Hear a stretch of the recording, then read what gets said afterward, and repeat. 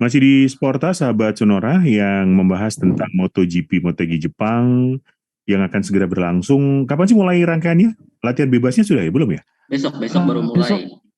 Mulai jam 11 dari kelas Moto3 dilanjut Moto2, MotoGP. Jam Besok baru 11 latihan siang. bebas. Ya, latihan bebas FP1. Untuk pertandingannya sendiri? Pertandingan balapannya dimulai minggu pagi dari jam 10 pagi di kelas Moto3, Moto2-nya jam 11 per 4 dan jam 1 siangan waktu Indonesia Baratnya baru kelas MotoGP. Oke. Hari Minggu nanti ya. Jadi selamat bersiap-siap bapak-bapak ya untuk nanti bertanding di Motegi Jepang gitu. Sedikit menyinggung tentang Thailand dong, Mas. Thailand gimana sih tantangannya apa di Thailand nanti? Untuk di Thailand ini sebenarnya sirkuit yang baru ya Mas ya. Mau masuk kalender tahun 2018, 2019, jadi baru dua kali balapan, lalu ketunda karena pandemi dan baru masuk lagi tahun ini. Untuk pemenangnya sendiri Marc Marquez ya di 2 musim beruntun dari 2018. Kalau ditanya peluang untuk tahun ini ya nggak jauh-jauh dari Ducati sama Aprilia sih sebenarnya. Gitu. Karena Aprilia juga punya kans dan motor yang lebih balance dibandingkan Yamaha. Oke. Mas Farul? Ya kalau di Thailand emang Ducati lagi-lagi punya kesempatan ya, karena kita tahu ada kemudian tiga trek lurus panjang, kemudian tikungannya juga tikungan cepat, fast corner, jadi Ducati. Tapi jangan lupakan juga Fabio Quartararo yang sempat nyaris menang di Thailand yang terakhir kali di 2019 di lap terakhir, sempat salip-salipan dengan Marc Marquez akhirnya, tapi di fast corner di tikungan terakhir melebar, akhirnya harus Marc Marquez yang dapat juara. Jadi Quartararo juga punya lagi-lagi kenangan manis juga nih di Thailand ya, dengan podium kedua waktu itu. Oke. Thailandnya kapan ini? Thailand ini satu pekan setelah di Motegi. Di minggu, masih minggu depan ya? Ya, minggu depannya lagi. Oke. Digadang-gadang India nih persiapan tahun di kedepannya India akan ada MotoGP India. Gimana menurut Mas potensinya India sebagai venue? Ini untuk India masuk kalender udah bisa dikatakan udah hampir pasti ya dengan dukungan kedatangan CEO Dorna ke India yang kemarin itu, dan kalaupun masuk kalender paling cepat kemungkinan pada musim depan, dan masih belum tahu juga nih seri mana yang akan digeser. Kalau rumor yang beredar lalu sih Dorna ingin seri di Spanyol karena sirkuitnya banyak banget, dari Jerez, ada Catalunya, ada Aragon, lalu di akhir musim Valencia sebagai penutup. Lalu juga isu yang berkembang belum lama ini, MotoGP Italia yang di sirkuit Mugello ini akan dihapus. Jadi ya kemungkinan bisa mengisi slot itu, tapi ini masih belum bisa dipastikan juga sih Mas. Mas Arur?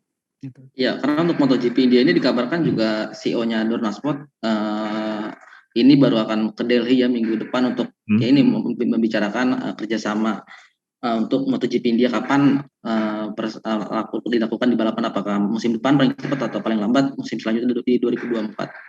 Oke. Dari singgung tentang musim depan, apa yang menarik dari musim depan 2023? Gimana Mas Agung? Yang menarik, saya nggak tahu nih, saya mengharapkan sekali kebangkitan Repsol Honda ya setelah ya musim ini tuh nggak ada apa-apanya sih, kalau bisa dikatakan seperti itu. Lalu juga ada tandem baru, Joan Mir yang masuk untuk menggantikan Pol Espargaro yang ke gas Tech 3. Ya ini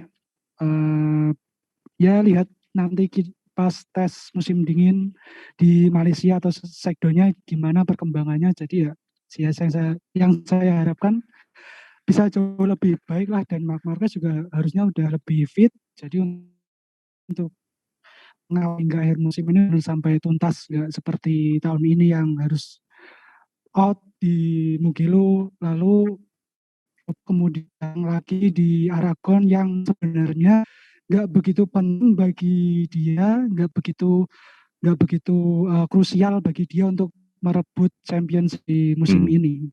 Mas Farul gimana ngelihat musim 2023? Kalau ngeliat musim 2023 yang menantinya, ya itu tadi dua pembalap Ducati ini kita tahu, Bagnaia sama Bastian ini kita tahu udah musim ini udah saling saling sikut lah.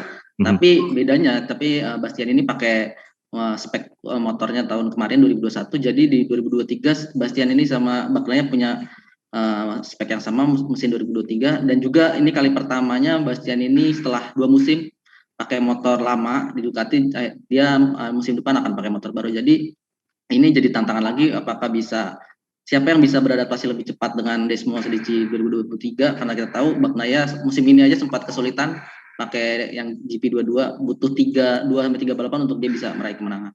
Jadi yang menarik Bagnaia sama Bastian ini. Gak ada yang menyebut nama Quartararo nih. Ya kalau untuk Quartararo ini dia gimana ya, kasihan juga dia ngegendong lagi. Apalagi musim depan dia cuma 2 motor ya, cuma punya 2 motor. Jadi berharap Morbidelli bangkit lagi dari keterpurukannya ini setelah runner up di musim 2020 ya. Mas Agung?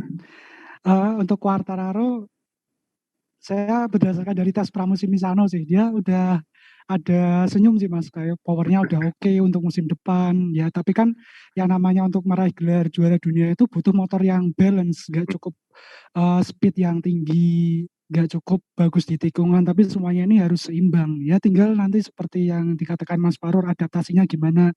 Tes pramusim ini juga sangat menentukan gimana nanti setelan-setelan motornya yang akan dipakai. Terus apakah harus ada perubahan dari gaya balap atau gimana. Nah itu yang menentukan sebelum benar-benar fight di Portugal ya, kalau nggak salah dimulai di Portugal untuk musim depan.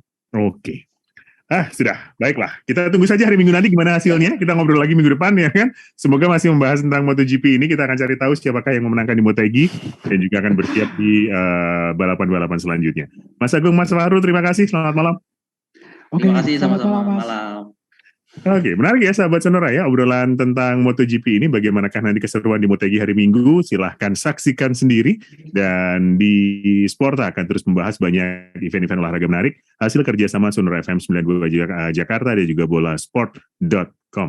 Saya pamit di sini, setelah ini akan hadir program-program selanjutnya. Silahkan terus dengarkan. Nama saya Daniel Wibowo. Sampai jumpa. Terima kasih sudah menonton. Silakan subscribe, like, dan jangan lupa komen di bawah ya Bola Spotter.